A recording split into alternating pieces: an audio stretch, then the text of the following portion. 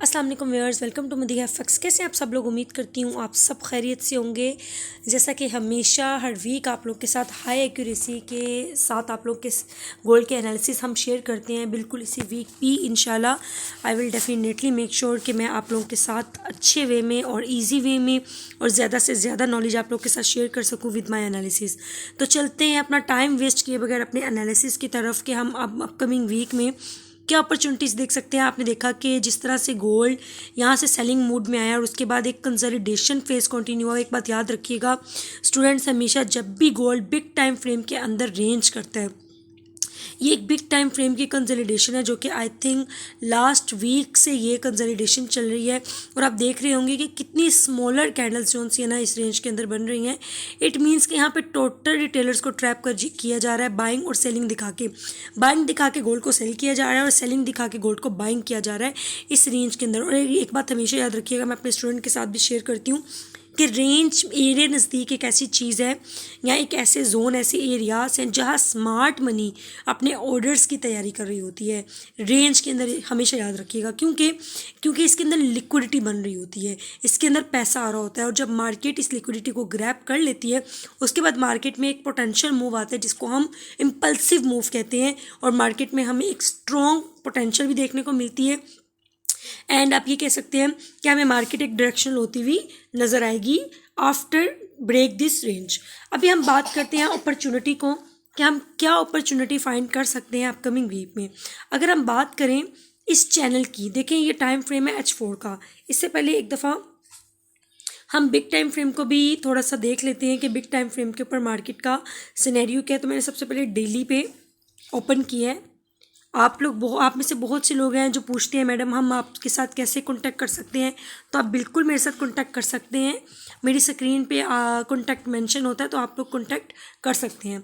अच्छा, अगर बात की जाए डेली के ऊपर, मैंने अपनी लास्ट वीडियो में भी आपको बताया था कि डेली में मार्केट ये एक इम्बैलेंस छोड़ के गई हुई है।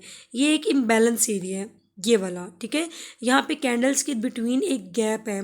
तो मुझे ऐसा लगता है कि अगर मार्केट को स्ट्रॉन्ग गिरना है तो मार्केट को इस गैप को फिल करके गिरना होगा, ठीक है। और अगर मार्केट इन कैंडल्स की रेजिस्टेंस जो कि एक major resistance, major supply zone है, अगर मार्केट इसके ऊपर कोई कैंडल क्लोज करती है तो हम इस जोन से गोल्ड को बहुत ज़्यादा पोटेंशियल के साथ बाइंग देख सकते हैं अगर इस जोन के ऊपर क्लोजिंग मिलती है तो।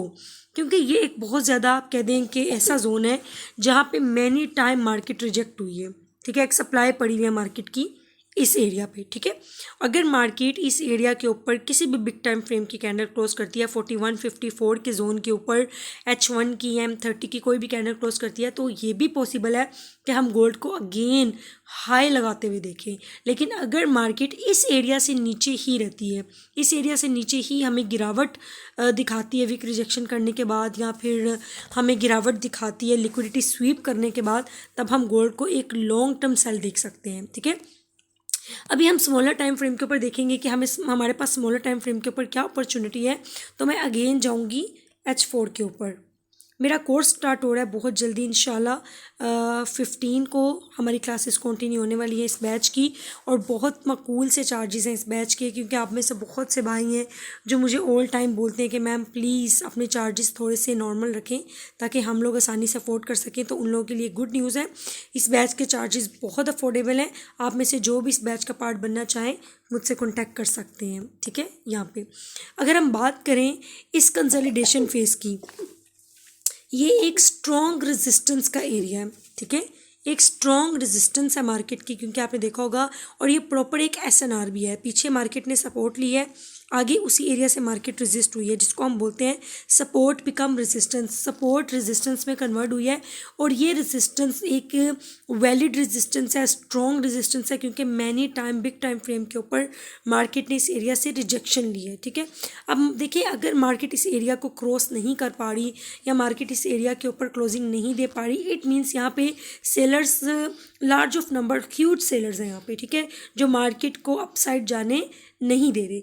अगर मार्केट का ये जोन जब तक ब्रेक नहीं होता, देखिए ये एक स्ट्रॉन्ग पोटेंशियल वाला जोन है, जब तक ये जोन मार्केट ब्रेक नहीं करती, याद रखिएगा हम गोल्ड को बाय नहीं देख सकते।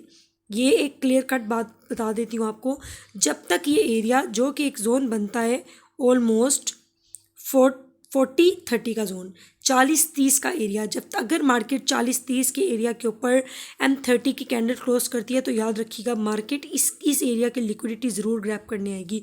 और अगर मार्केट इस जोन से नीचे ही रहती है या इस एरिया की लिक्विडिटी को ग्रैब करती है, विक रिजेक्शन देती है जोन के ऊपर और वापस जोन के अंदर आती है, तो हम गोल्ड को स्ट्रॉन्ग सेल देखेंगे उसके बाद, ठीक है। और अगर मार्केट इस रेजिस्टेंस के ऊपर भी लिक्विडिटी स्वीप करने के बाद नीचे ही क्लोजिंग देती है तो तब तक हमारे नज़दीक गोल्ड सेल है। अब देखिए ये जो ट्रेंड लाइन है ये बिग H4 की ट्रेंड लाइन है, ठीक है। मार्केट ने प्रॉपर H4 के ऊपर इस ट्रेंड लाइन को रिस्पेक्ट दी है और इसने एज अ सपोर्ट काम किया है, इस ट्रेंड लाइन ने एज अ सपोर्ट वर्क किया है। और देखिए यहाँ पे एक बुलिश चैनल बन रहा है, मैं आपको थोड़ा फॉर्म करके दिखा देती हूँ। ये देखिए ये एक बुलिश चैनल फॉर्म हो रहा है मार्केट का, ठीक है, जिसे हम असेंडिंग चैनल भी कहते हैं। और जैसे जैसे मार्केट इसके अंदर कंसोलिडेशन करेगी इसकी रेंज छोटी होती जाएगी। अगर तो इसका ब्रेकआउट डाउन साइड पे होता है, अगर इसका ब्रेकआउट डाउन साइड पे होता है और मार्केट इसको रिटेस्ट करने जाती है, ठीक है, तो हम यहाँ से गोल्ड को सेल में देख सकते हैं, ठीक है। कहाँ तक देख सकते हैं मैं वो भी आपके साथ शेयर कर देती हूँ कि हम कहाँ तक गोल्ड को मज़ीद सेल एक्सपेक्ट कर सकते हैं। एक क्लियर टारगेट है मेरा, अगर मार्केट ने इस एरिया को ब्रेक किया तो यहाँ पे एक इम्बैलेंस पड़ा हुआ है इस जोन पे, ठीक है। ये बिग टाइम फ्रेम है और ये एक एक एरिया कम से कम भी 1000 या 500 प्लस पिप्स आपको दे के जाएगा। एक मेरा ये एरिया टारगेट एरिया है और जो सेकंड टारगेट एरिया है मेरा वो ये एरिया है, ये थोड़ा बड़ा एरिया है ये वाला। ये दो एरिया हैं जो मैं सेल में एक्सपेक्ट कर रही हूँ मार्केट में। कैसे कर रही हूँ मैं वो भी बता देती हूँ आपको। अगर मार्केट मेरे इस बुलिश चैनल के नीचे, जो कि मार्केट एक बुलिश चैनल पिनट टाइप का एक पैटर्न फॉर्म करी है H4 के ऊपर, और इसकी कंसोलिडेशन अगर जैसी कंप्लीट होती है, मार्केट अगर इसके नीचे किसी भी बिग टाइम फ्रेम की कैंडल क्लोज करती है और प्रॉपर ब्रेकआउट होता है, फेकआउट नहीं होता। अगर आप लोग को ब्रेकआउट और फेकआउट का नहीं पता तो आप यूट्यूब पर जा सकते हैं, मदीहा FX ऑफिशियल मेरा चैनल है, वहाँ पर आप सीख सकते हैं।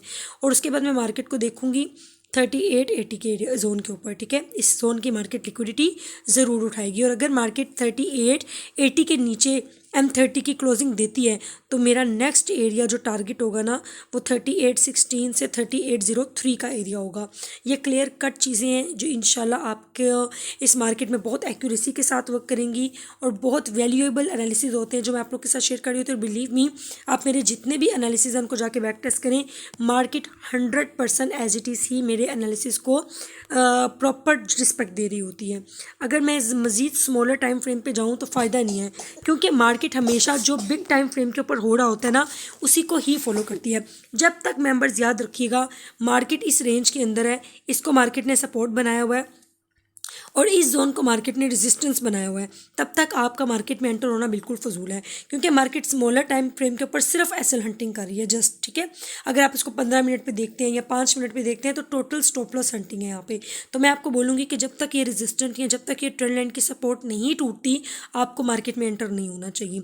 अगर मंडे वाले दिन इन दोनों एरियाज़ में से कोई एरिया ब्रेक होता है तो पहला टारगेट ये एरिया होगा और अगर सेल में ब्रेक होता है तो टारगेट ये एरिया होगा। So simple and so effective analysis इंशाल्लाह।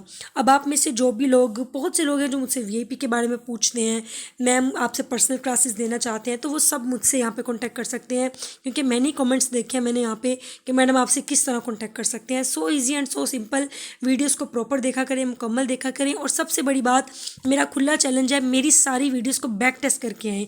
जो एनालिसिस, जो फोरकास्ट मैं आप लोग के साथ शेयर करती हूँ एक दफ़ा उन्हें देख के आएँ, आपको हमारी एक्यूरेसी का एहसास हो जाएगा। इंशाल्लाह मिलते हैं एक नई वीडियो के साथ। अल्लाह हाफिज़।